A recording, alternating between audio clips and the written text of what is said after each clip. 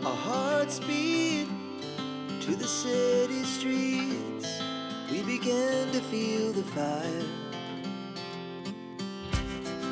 We rise like tall buildings.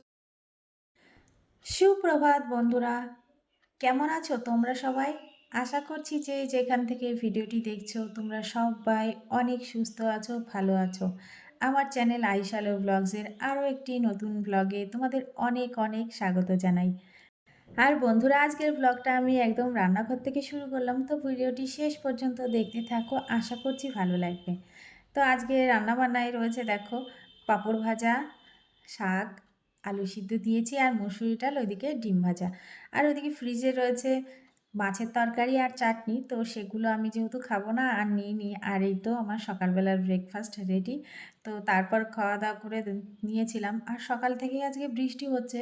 সকালবেলা একবার ভিজে ভিজে কাজকর্ম করেছি, তো রান্নাবান্না সারলাম, দেখো আবার বৃষ্টি শুরু হয়ে গেছে। আর এই প্যাচপ্যাচানি বৃষ্টি না আর ভালো লাগছে না, সেই কবে থেকে শুরু হয়েছে। আর এই দেখো আমাদের এদিকে কত জল হয়ে গেছে। তো আগের দিন আমি যখন স্কুল থেকে বাড়ি ফিরছিলাম, তো ভিডিওটা নিয়েছিলাম, তো তোমাদের দেখানো হয়নি, ওই জন্য দেখালাম। আর এই যে জলে ডুবে গেছে দেখলে না, এগুলো কিন্তু সমস্তটাই ধানের জমি, আর সবার ধান ডুবে গেছে, তো কত ক্ষতি হয়েছে বলো তো।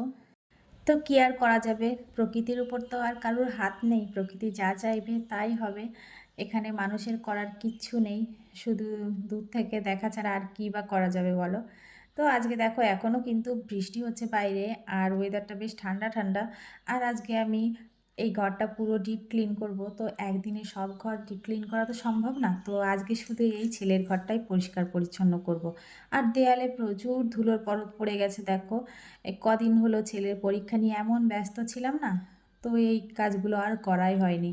কিন্তু আমার ঘরে না এক ফোঁটাও ঝুল জমেনি, আসলে আমি কোনো সময় ঘরে ঝুল জমতেই দিই না। বেশি করে রং করার পরে তো কী আর বলবো, মাকড়সার জাল দেখলে সাথে সাথে জালটাকে ভেঙে দিই। আর এই যে আয়ুষ খাটের উপর বসে বসে গেম খেলছে। তো ওর এই দুদিন নাকি ছুটি, পরীক্ষা যেহেতু হয়ে গেছে, মানে লিখিত পরীক্ষা 4টেই হয়ে গেছে, সেই জন্য না দুদিনের ছুটি নিয়েছে। আর পড়াশুনো কিচ্ছু করছে না। তো আমি এই দেখো এখানে কাজ করছি, আর ওই দেখো ওর আয়নাতে ওর পা দেখা যাচ্ছে, তো শুয়ে শুয়ে মোবাইল ঘাঁটছে। ওকে বললাম নতুন পড়া শুরু করে দে, দিয়ে বলছে না আমার আজকাল ছুটি, তো স্যাররাও তো পড়া দিচ্ছে না নতুন পড়া, তো আমি আর কি করে শুরু করব। যাই হোক, ও ওর মতো মোবাইল দেখছে, আর এদিকে আমি দেখো ঘরের সমস্ত কোণা বাজে পরিষ্কার করব। আর এদিকে আমার শোকেসটা পরিষ্কার করা হয়ে গেছে, ওদিকে আলমারিটাও কিন্তু আমি পরিষ্কার করে নিয়েছি। আর সব জিনিসই আবার ঝেড়ে ঝুড়ে জায়গা মতো রেখে দেবো। আর খুব ইচ্ছা আছে পুজোর আগে ঘরটাকে একটু নতুন করে সাজানোর, কিন্তু এখন আর সেসব কিচ্ছু করব না। কিছু কিছু জিনিস আমি অনলাইন থেকে কিনে রেডি করে রেখেছি, তো সেগুলো না খোলাই হয়নি, যেমন অনলাইন থেকে এসেছে সেইভাবেই রেখে দিয়েছি। ভেতরে কি অন্য জিনিস এসেছে কি না তাও দেখা হয়নি। তো ভাবছি একবারে পুজোর আগ দিয়ে, আবার যখন ডিপ ক্লিন করব তার আগ দিয়ে ঘরটাকে নতুন করে সাজাবো। তো এই দেখো তোমাদের সাথে কথা বলতে বলতে অনেকটা কাজ কিন্তু আমি এগিয়ে নিয়েছি। আর এখন এই যে জানলাটা পরিষ্কার করে নিচ্ছি। তো জানলা আমি সবসময়ই পরিষ্কার করে নিই, এটা যেহেতু হাতের নাগালে, তো এটা পরিষ্কার করতে আর বেশি টাইম লাগে না। যখনই ঘর ঝাড় দিই, ঝাড়ুটা দিয়ে একটু পরিষ্কার করে নিই, না হয় হাতের কাছে কোনো ঘর মোছার কাপড় থাকলে সেটা দিয়েও কিন্তু পরিষ্কার করে নিই। সেই জন্য জানলায় আর বেশি একটা নোংরা পড়েনি। ওই দেয়ালেই একটু নোংরা পড়েছিল, দেয়াল যেহেতু সবসময় ঘষে ঘষে পরিষ্কার করা যায় না, আর সেই জন্যই দেয়ালে একটুখানা ধুলোর পরত পড়েছিল। এই পুরো ঘরটাকে ডিপ ক্লিন করতে আমার মোটামুটি ঘন্টাখানেক টাইম তো লেগেই যাবে, সেই জন্য না একবারে রান্নাবান্নাও সেরে আসলাম। ইচ্ছা ছিল দুপুরবেলা আবার রান্না করব, কিন্তু যা আছে ওতেই হয়ে যাবে। দুপুরবেলা আবার রান্না করতে গেলে ঘরটা না ঠিকঠাক পরিষ্কার করা হবে না। আর আগে তো আমাদের দুবার রান্না হতো, দিনের বেলায় আর কি, রাতের বেলা তো হতো, কোনো কোনো দিন নাও হতো। তো সকালবেলা আর দুপুরবেলাটাই মেনলি রান্নাবান্না হতো। তো সেই জন্য কিন্তু টাইমটাও প্রচুর লাগতো, দেখবি বেশিরভাগ সময় কিন্তু রান্নাঘরেই কেটে যায়। তারপর আবার যদি ৩ বেলা রান্না হয় তাহলে আর তো কথাই থাকে না। তো সেইটা আমি এখন ২ বার করেছি। এই সকালে রান্না করি আর রাতে। বারে বারে রান্না করতে ভালোও লাগে না, আবার এই যে এইসব কাজ কিন্তু হয় না। তো বাড়ির লোকের এইসব কাজ কিন্তু চোখে পড়ে না। এই যে দেয়ালে ধুলো পড়েছে, আবার এই যে রেগুলার ফ্যানটা পরিষ্কার রাখা, ঘরের আসবাবপত্র পরিষ্কার করা, এসব কিন্তু শ্বশুরবাড়ির লোকে কক্ষনো চোখে দেখবে না। বলবে সারাদিনই মোবাইল ঘাঁটো, এই বসে থাকো, শুয়ে থাকো। আমাদের সময় কত কাজ ছিল। কিন্তু আদতে কিন্তু তখন এইভাবে কিন্তু কাজকর্ম করা হতো না। এখন যেমন সবকিছু পরিষ্কার পরিচ্ছন্ন রাখা, এটাও কিন্তু একটা কাজ। তো আগেকার দিনে কিন্তু এটা হয়তো ছিল কিনা সন্দেহ। তো এইজন্য না এই ধরনের কাজগুলো শ্বশুরবাড়ির লোক সহজেই চোখে দেখতে পারে না। ভাবে সারাদিন বউ বুঝি ঘরের মধ্যে বসে, বসে মোবাইল দেখে আর শুয়ে বসে থাকে। তো এইসব কাজ করলে আছে, না করলে নেই। যে মনে করে আমার ঘরটা নোংরা করে রাখবো, সে রাখবে, তার কোনো কাজ নেই সংসারে। আর যে মনে করবে না আমি পরিষ্কার পরিচ্ছন্ন করে রাখবো, তার কিন্তু সবসময় কাজ আছে। কাজ জিনিসটা এমন করলে আছে, না করলে নেই। তো অনেক বকে ফেললাম। আর আমার এই দেখো বিছানার চাদরটাও ঠিকঠাকভাবে পরিপাটিভাবে পেরে ফেলেছি। আর এখানে ছেলে বারে, বারে এসে বিরক্ত করছে। বলছে, "তাড়াতাড়ি করো, আমি এই বিছানাটাই শোবো।" তো দেখো বিছানার চাদরটা এত সুন্দর বন্ধুরা, কি বলবো, ওই বিছানার চাদরে শুলে না এমনিই ঘুম এসে যায়। আর এত আরাম বিছানাটায় শুয়ে। এই ঘরের সাথে এই বিছানার চাদরটা খুব মানায়, ওই জন্য এই ঘরে এই নিয়েই ২য় বার এই চাদরটা পারলাম।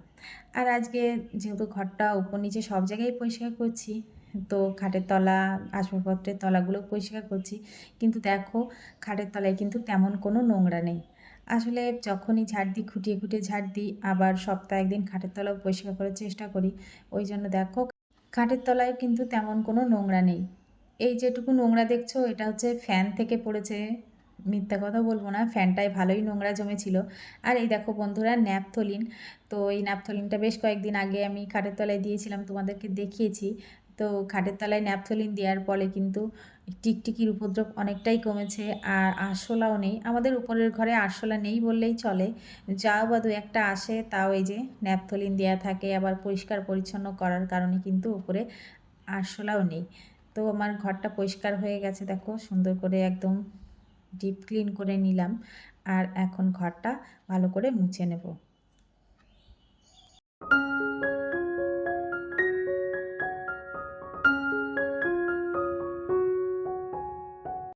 পুরো উপরের ঘরগুলো মোছার পরে ফ্যান চালিয়ে দিয়েছিলাম।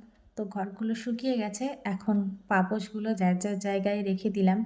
আর এই দেখো বন্ধুরা, ঝুল ঝাড়ুর মাথা খুলে নিয়ে দেয়ালগুলো পরিষ্কার করেছি। তো আবার ঠিকঠাকভাবে লাগিয়ে রেখে দিলাম। আর এই দেখো তোমাদের একটা নতুন জিনিস দেখাই। ওই যে গয়না বানিয়েছিলাম ক্লে দিয়ে, তো সেগুলো রঙের অভাবে রং করা হচ্ছিল না। তো এদিন রং কিনে নিয়ে এসেছি। আর এই দেখো রং করেছি।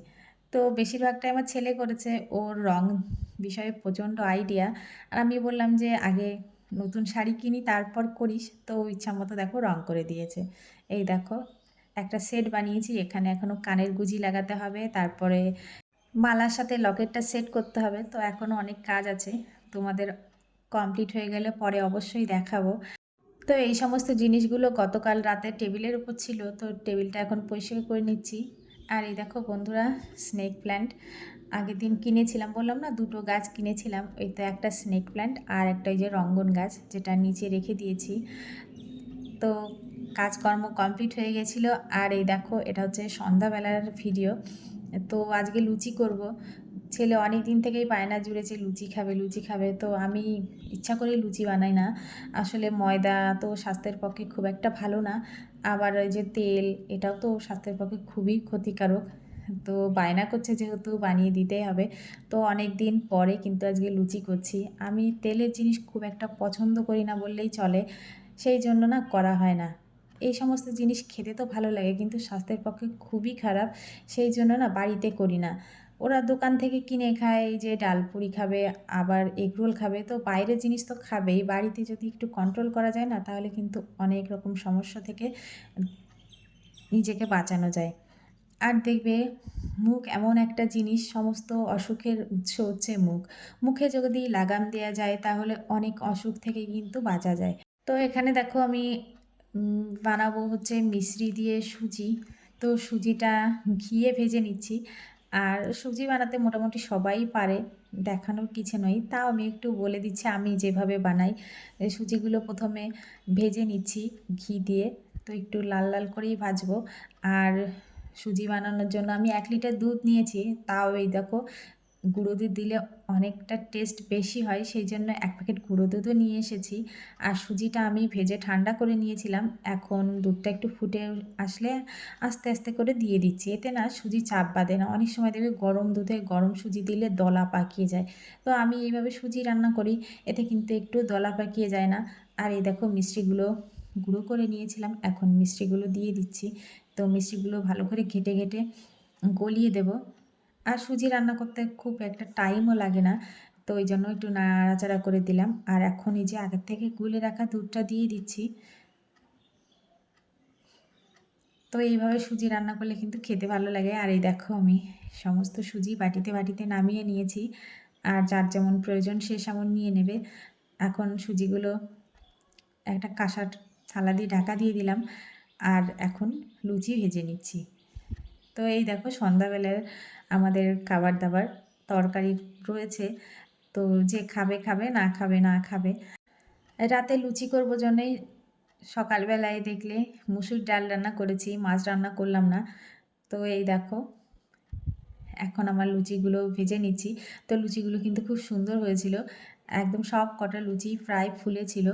আর এইরকম ফুলকো লুচি গরম, গরম খেতে কিন্তু খুবই ভালো লাগে। তো আমি এখানে লুচি ভাজছিলাম আর আয়ুষ এসে একটা, একটা করে নিয়ে যাচ্ছে।